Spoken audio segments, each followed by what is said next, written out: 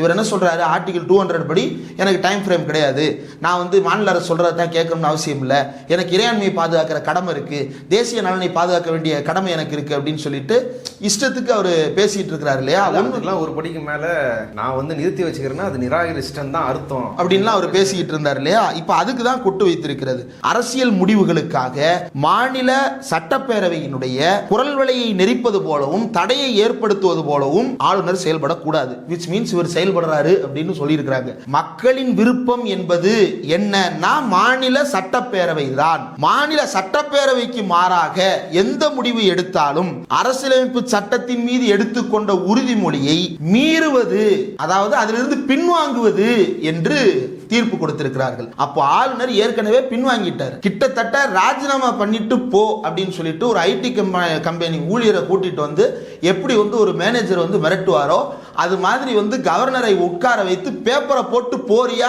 இல்லையா அப்படின்ற கேள்வியை கேட்டிருக்காங்க. வேற எங்கேயுமே உனக்கு மதிக்க மாட்டான், எதையும் சீண்ட மாட்டான், நீயா போயிரு அப்படின்னு தான் சொல்லி இருக்கிறாங்க.